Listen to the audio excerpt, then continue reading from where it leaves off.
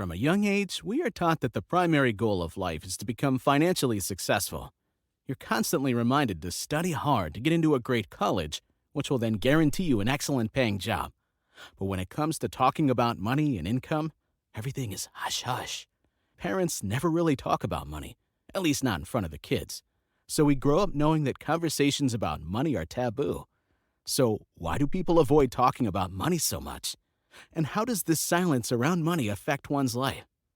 Welcome to Optimal Wealth, your ultimate destination for unlocking the secrets of financial independence and building lasting wealth.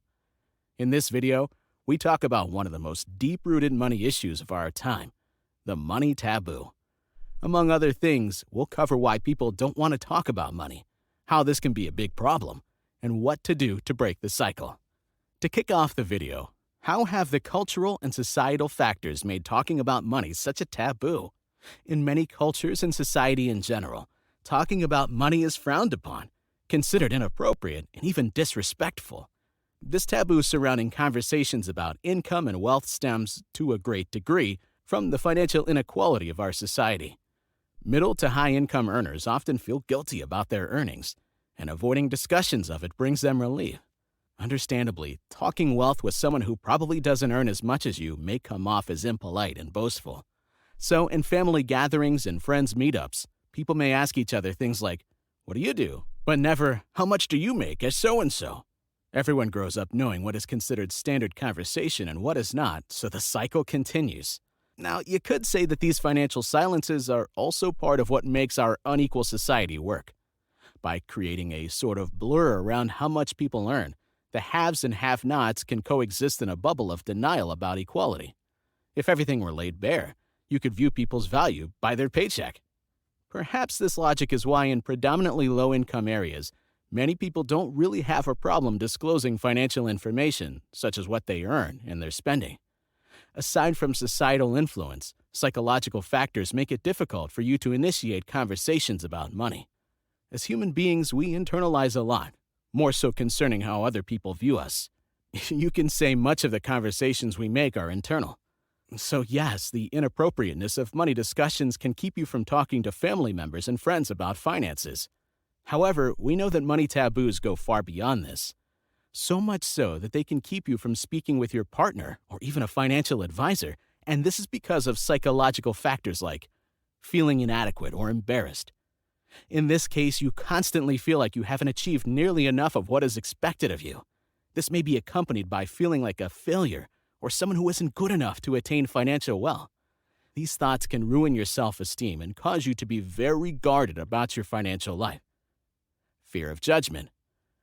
Let's take an example of someone who's taken on considerable debt to sort out some things in their life.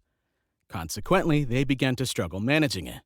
However, in their mind, they believe they'd be judged if they talked to somebody. But this doesn't reflect the reality of things, though. Actually, talking it out might help find a solution. Low financial literacy. Like many things in life, expanding your knowledge can help you get better at managing and building wealth. And lack of financial literacy typically makes people hold on to money taboos.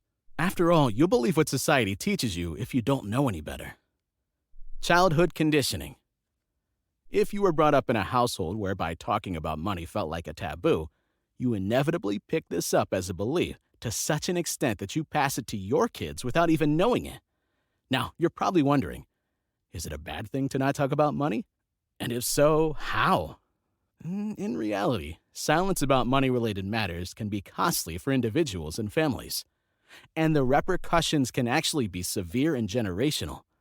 Basically, money taboos can affect the critical areas of your life. 1. Your wealth and finances. Money taboos in society have greatly impacted people's ability to make wise financial decisions.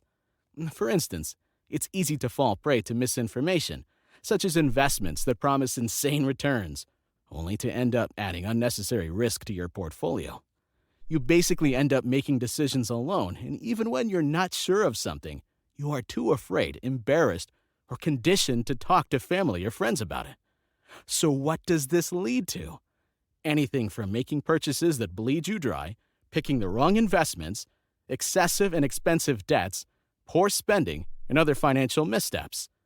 By involving your close friends and family in your financial life, you can make financial progress because now you can consult them before making big decisions and have people to keep you accountable and responsible.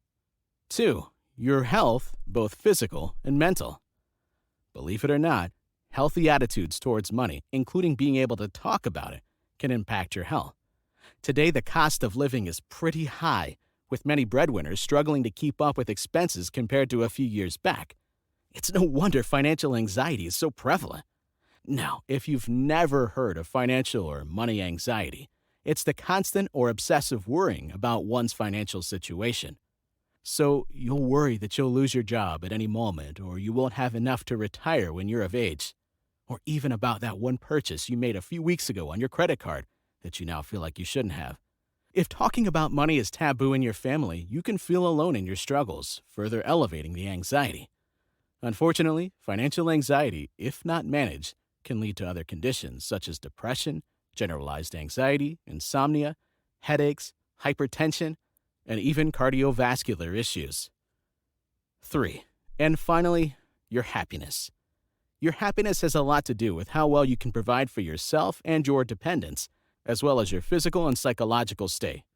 So, if you're struggling to make ends meet due to financial mistakes that could have been avoided if you had sought help, and you experience financial anxiety from time to time, your quality of life will be greatly diminished. Safe to say, you'll be quite unhappy.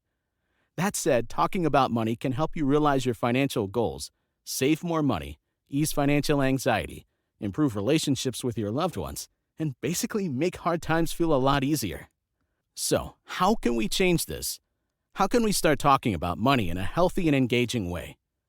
Financial topics can be particularly thorny, so you want to approach them carefully so you can slowly break the taboo in your home or circles by doing the following. First, share a money goal that you have. Instead of asking the other person something about their financial life, how about sharing yours? It could be something as simple as how you're saving up to buy a piece of home equipment or paying off your credit card. Suggest creating a joint financial goal. Once you've broken the initial ice, it becomes much easier to have real, engaging conversations about money. And if you're close, such as in the case of a partner, you can suggest creating a goal you can pursue together. Share your attitudes regarding money and accommodate the other person's attitude as well. You may find it easy to adopt a saving habit, but that doesn't mean everyone does. Some people are more of spenders. Keep conversations positive and try not to be emotional. Be careful with emotions, as they can quickly turn a conversation for the worst and antagonize the other party, be it your partner or family. Be honest and genuine. Generally, a person's financial situation is considered private, but when you're with a trusted person or circle, be open and genuine to also encourage the same. It's that simple. Of course, breaking negative beliefs about money conversations will work out differently for everyone. But with some patience and persistence, you can actually say goodbye to the limiting family legacy. Do you struggle with talking about money with your partner, best friend, parents, or other close people in your life? It's probably time you broke the money taboo for a healthier financial life. We'd love to hear about your experiences. Don't forget to share in the comments section below. For more content on building and managing wealth, subscribe and ring the notification bell. Until next time, goodbye.